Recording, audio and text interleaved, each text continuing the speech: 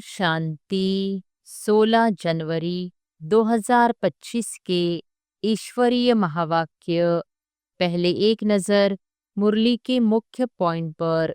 बाबा ने कहा, लिखते हैं हम 2-3 घंटा याद में रहे, कोई लिखते हैं 1 घंटा। यह तो बहुत कम हुआ। कम याद करेंगे तो कम पाप कटेंगे। अभी तो पाप बहुत है ना, जो कटे नहीं है। कर्मातीत अवस्था अंत में होगी। याद करते करते आदत पड़ जाएगी तो फिर ज्यादा पाप कटने लगेंगे। अपनी जांच करनी है, हम कितना पाप की याद में रहते हैं।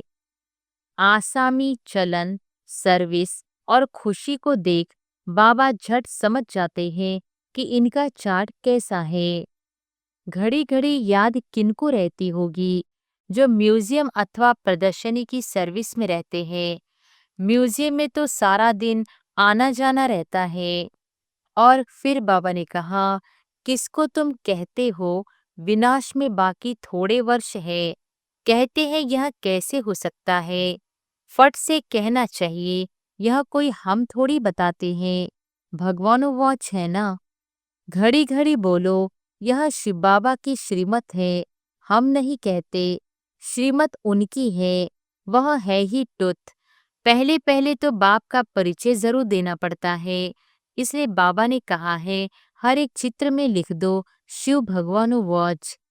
शिव बाबा ने यह कहा है, यादव कौरव आदि विनाशकाले विपरीत बुद्धि। शिव बाबा का नाम लेते रहेंगे तो इसमें बच्चों का भी कल्याण है। और फिर लास्ट में बाबा ने कहा, 7 घंटे तो सर्विस में रहते हैं ना, तो समझना चाहिए उनके विकर्म बहुत विनाश होते होंगे। स्कॉलरशिप भी उनको मिलेगी जो बहुतों का कल्याण करते हैं। बच्चों को तो यही धंधा है, टीचर बन बहुतों को रास्ता बताना है। स्थापना तो बाप ही करेंगे। यह तो गायन है, भंबोर को आग लग गई तो भी अज्ञान नींद में सोए रहे। यहाँ तो अल्पकाल का सुख है।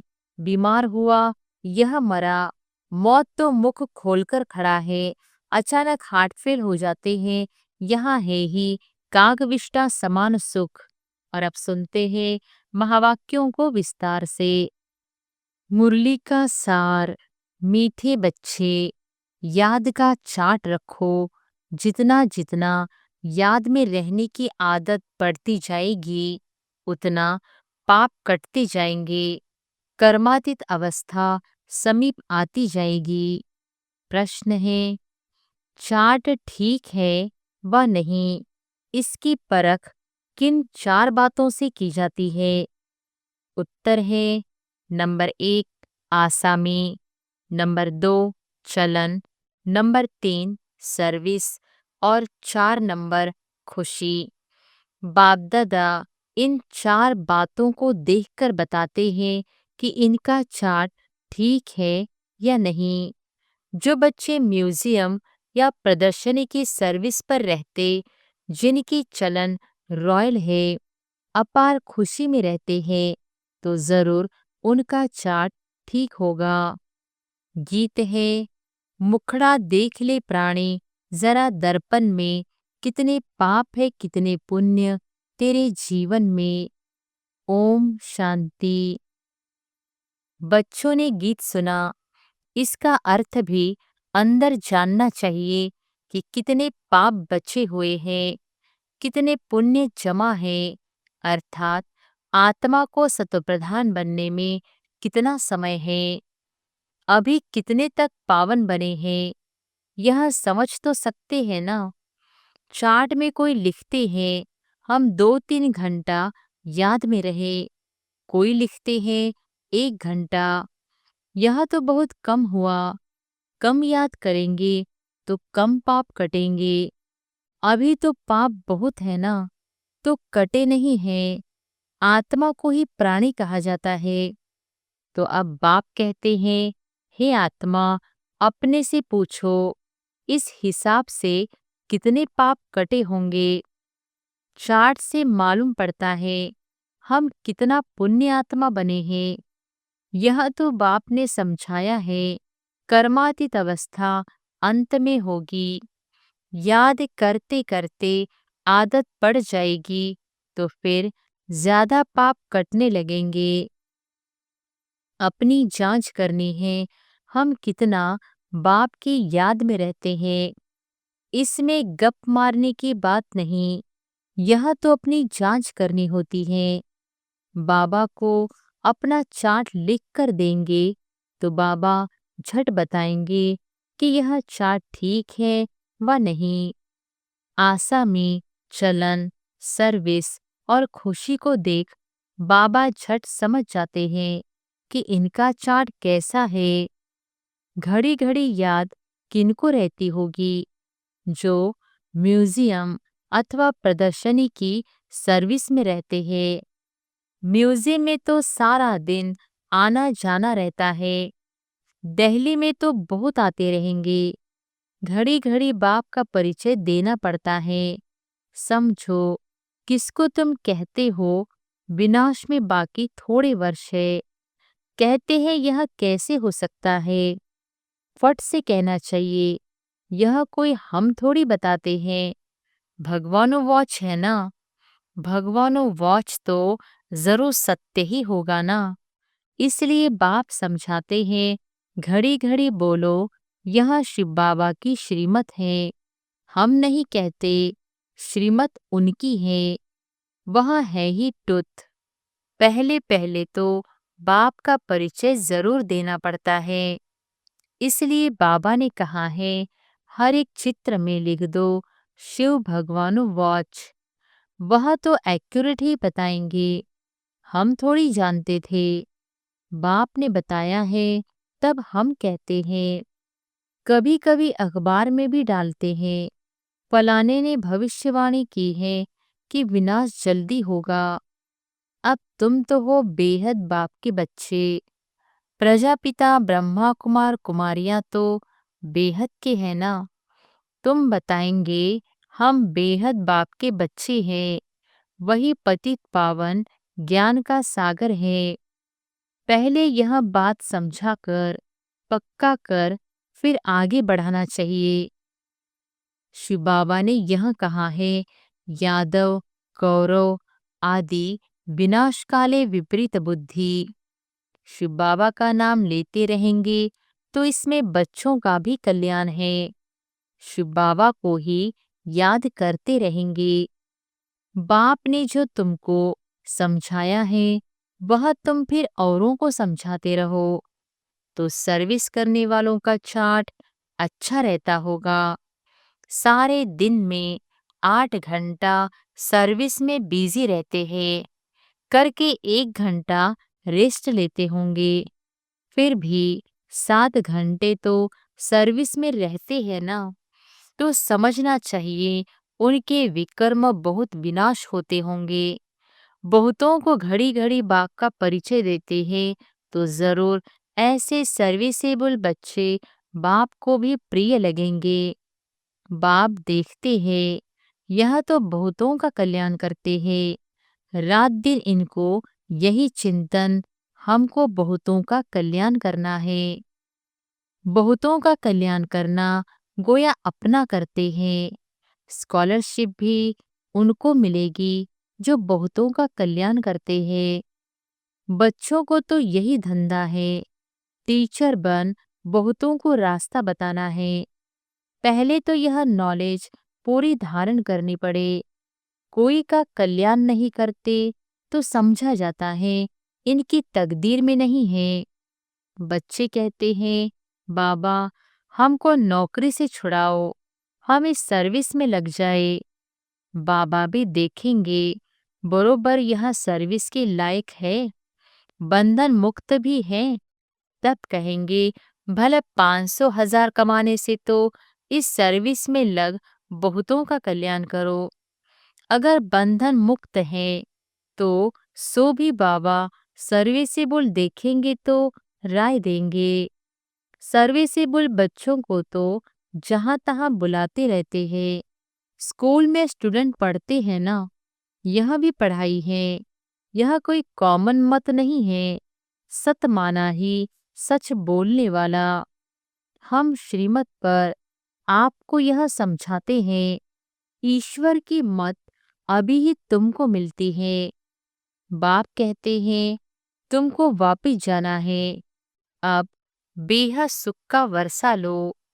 कलप कलप तुमको वर्षा मिलता आया है, क्योंकि स्वर्ग की स्थापना तो कलप कलप होती है ना। यह किसको पता नहीं है कि 5,000 वर्ष का यह सृष्टि चक्र है। मनुष्य तो बिल्कुल ही घोर अंधियारे में है, तुम अभी घोर रोशनी में हो। स्वर्ग की स्थापना तो बाप ही करेंगे। यह तो गायन है, भंबोर को आग लग गई तो भी अज्ञान नींद में सोए रहे। तुम बच्चे जानते हो, बेहद का बाप ज्ञान का सागर है। ऊंचते ऊंच बाप का कर्तव्य भी ऊंच है। ऐसे नहीं, ईश्वर तो समर्थ है, जो चाहे सो करे। नहीं, यह भी ड्रामा अनादि बना हुआ है। सब कुछ ड्रामा अनुसार ही चलता है। लड़ाई आदि में कितने मरते हैं, यह भी ड्रामा में नोंद है। इसमें भगवान क्या कर सकते हैं? अर्थक्वेक आदि होती है तो कितने रड्डियां मारते हैं।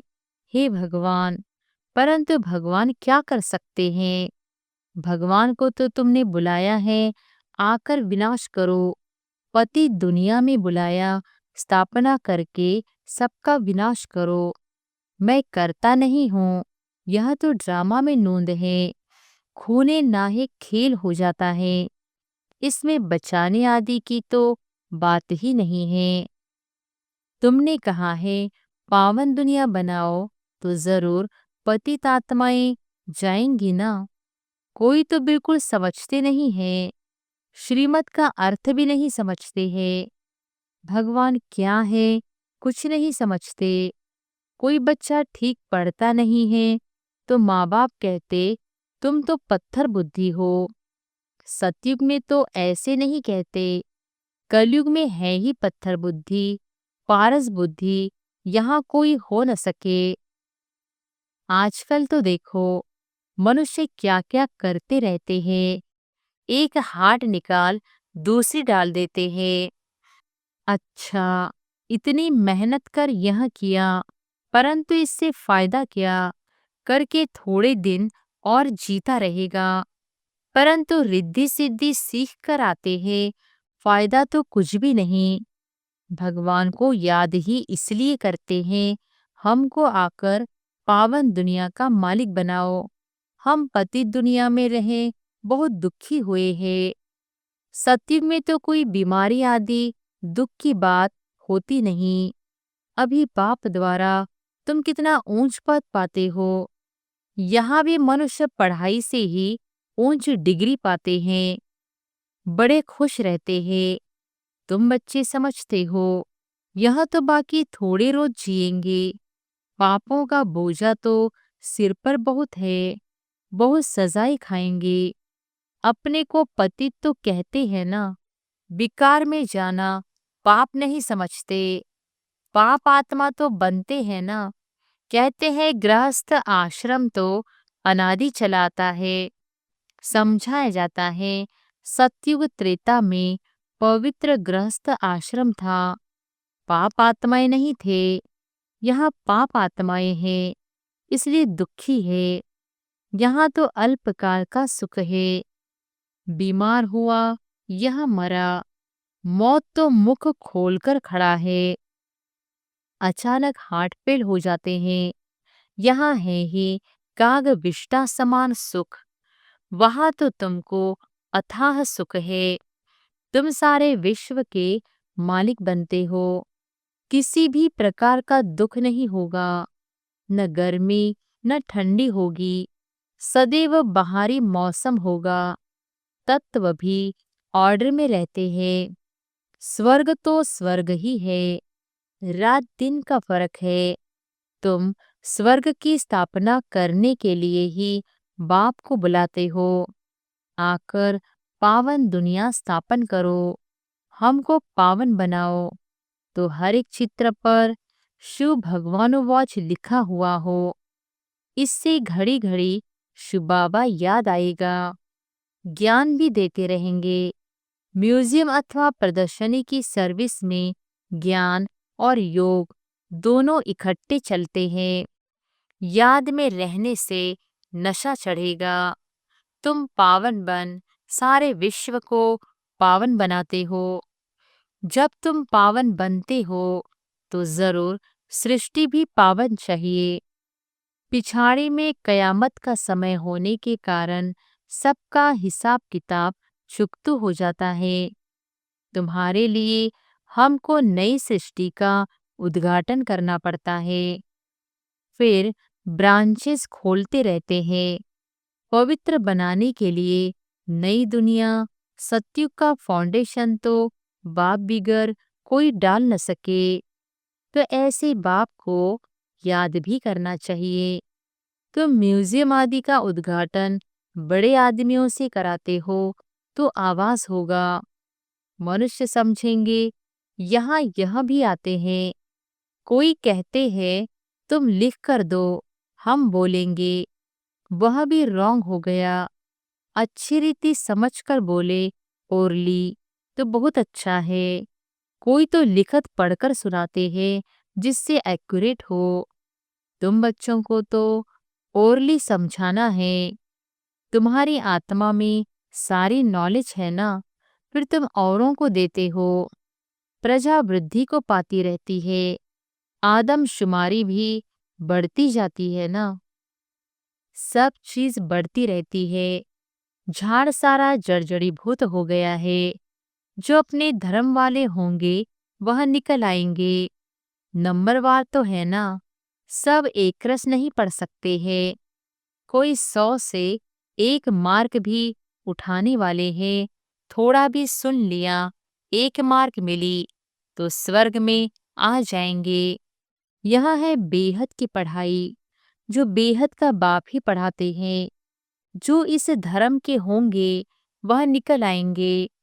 पहले तो सबको मुक्ति धाम अपने घर जाना है, फिर नंबरवार आते रहेंगे। कोई तो त्रेता के अंत तक भी आएंगे। भले ब्राह्मण बनते हैं, लेकिन सभी ब्राह्मण कोई सतयुग में नहीं आते। त्रेता अंत तक आएंगे। यह समझने की बातें हैं। बाबा जानते हैं राजधानी स्थापन हो रही है, सब एक रस हो नहीं सकते। राजाई में तो सब वैरायटी चाहिए। प्रजा को बाहर वाला कहा जाता है। बाबा ने समझाया था वहां वजीर आदि की दरकार नहीं रहती। उन्हों को श्रीमत मिली जिससे यह बने, फिर यह थोड़ी ही कोई सी राय लेंगे। वजीर आदि कुछ नहीं होते। फिर जब पतित होते हैं तो एक वजीर एक राजा रानी होते हैं। अभी तो कितने वजीर हैं। यहाँ तो पंचायती राज्य है ना। एक की मत न मिले दूसरे से। एक से दोस्ती रखो, समझाओ, काम कर देंगे। दूसरा फिर आया, उनको ख्याल में न आया तो और ही काम को बिगाड़ देंगे। एक की बुद्धि न मिले दूसरे से, वहां तो तुम्हारी सब कामनाएं पूरी हो जाती हैं। तुमने कितना दुख उठाया है, इसका नाम ही है दुखधाम। भक्ति मार्ग में कितने धक्के खाए हैं। यह भी ड्रामा।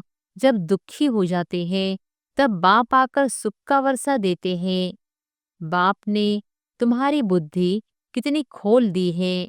मनुष्य तो कह देते साहूकारों के लिए स्वर्ग है, गरीब नरक में है। तुम यथार्थ रीति जानते हो स्वर्ग किसको कहा जाता है। सतयुग में थोड़ी ही कोई रहमदिल कह बुलाएंगे। यहाँ बुलाते हैं रहम करो, लिबरेट करो।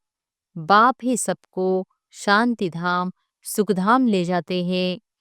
अज्ञान काल में तुम भी कुछ नहीं जानते थे। जो नंबर 1 तमोप्रधान वही फिर नंबर 1 सतोप्रधान बनते हैं। यह अपनी बड़ाई नहीं करते हैं। बड़ाई तो एक की ही है। लक्ष्मी नारायण को भी ऐसा बनाने वाला तो वह है ना, ऊंच से ऊंच भगवान, वह बनाते भी ऊंच है। बाबा जानते हैं सब तो ऊंच नहीं बनेंगे, फिर भी पुरुषार्थ करना पड़े।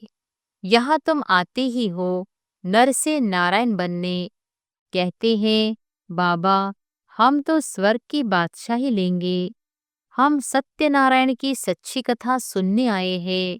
बाबा कहते हैं अच्छा, तेरे मुख में गुलाब, मेहनत करो, सब तो लक्ष्मी नारायण नहीं बनेंगे। यह राजधानी स्थापन हो रही है, राजाई घराने में, प्रजा घराने में, चाहिए तो बहुत ना। आशीर्वाद सुनंती कथंती पारकती देवंती, फिर वापस भी आ जाते हैं। जो बच्चे अपनी कुछ न कुछ उन्नति करते हैं तो चढ़ पड़ते हैं, सरेंडर होते ही है। गरीब देह सहित और कोई भी याद न रहे। बड़ी मंजिल, अगर संबंध जुटा हुआ होगा तो वह याद जरूर पड़ेगा। बाप को क्या याद पड़ेगा, सारा दिन बेहद में ही बुद्धि रहती है, कितनी मेहनत करनी पड़ती है। बाप कहते हैं मेरे बच्चों में भी उत्तम, मध्यम, कनिष्ठ है। दूसरे कोई आते हैं तो भी समझते हैं यह पतित दुनिया के हैं, फिर भी यज्ञ की सर्विस करते हैं तो रिगार्ड देना पड़ता है। बाप युक्तिबाज तो है ना, नहीं तो यह tower of silence holiest of Holi tower है, जहाँ होलीएस्ट ऑफ होली बाप सारे विश्व को बैठ होली बनाते हैं। यहाँ कोई पतित आ न सके, परंतु बाप कहते हैं मैं आया ही हूँ सभी पतितों को पावन बनाने। इस खेल में मेरा भी पार्ट है। अच्छा, मीठे मीठे सिकिलधे बच्चों प्रति माता पिता बाप दादा का याद प्यार और गुड मॉर्निंग। रूहानी बाप की रूहानी बच्चों को नमस्ते। धारणा के लिए मुख्य सार, पहली पॉइंट, अपने चार्ट को देखते जांच करनी है कि कितने पुण्य जमा है, आत्मा सतोप्रधान कितनी बनी है। याद में रहकर सब हिसाब किताब चुकतू करने हैं। दूसरी पॉइंट, स्कॉलरशिप लेने के लिए सर्विसेबल बन बहुतों का कल्याण करना है, बाप का प्रिय बनना है, टीचर बन बहुतों को रास्ता बताना है। वरदान है अपने फरिश्ते स्वरूप द्वारा सर्व को वर्षे का अधिकार दिलाने वाले आकर्षण मूर्त भव। अपने फरिश्ते स्वरूप द्वारा सर्व को वर्षे का अधिकार दिलाने वाले आकर्षण मूर्त भव। फरिश्ते स्वरूप की ऐसी चमकीली ड्रेस धारण करो जो दूर दूर तक आत्माओं को अपनी तरफ आकर्षित करे और सर्व को भिखारीपन से छुड़ाए, वर्षे का अधिकारी बना दे। इसके लिए ज्ञान मूर्त, याद मूर्त और सर्व दिव्य गुण मूर्त बन उड़ती कला में स्थित रहने का अभ्यास बढ़ाते चलो। आपकी उड़ती कला ही सर्व को चलते फिरते फरिश्ता सो देवता स्वरूप का साक्षात्कार कराएगी। यही विधाता वरदातापन की स्टेज है। स्लोगन है औरों के मन के भावों को जानने के लिए सदा मन मनाभव की स्थिति में स्थित रहो। औरों के मन के भावों को जानने के लिए सदा मन मनाभव की स्थिति में स्थित रहो। अपनी शक्तिशाली मनसा द्वारा सकाश देने की सेवा करो। मनसा शक्ति का दर्पण है बोल और कर्म। चाहे अज्ञानी आत्माएं चाहे ज्ञानी आत्माएं, दोनों के संबंध संपर्क में बोल और कर्म शुभ भावना शुभ कामना वाले हो। जिसकी मनसा शक्तिशाली व शुभ होगी, उसकी वाचा और कर्मना स्वतः ही शक्तिशाली शुद्ध होगी, शुभ भावना वाली होगी। मनसा शक्तिशाली अर्थात याद की शक्ति श्रेष्ठ होगी, शक्तिशाली होगी, सहज योगी होंगे। अच्छा। ओम शांति।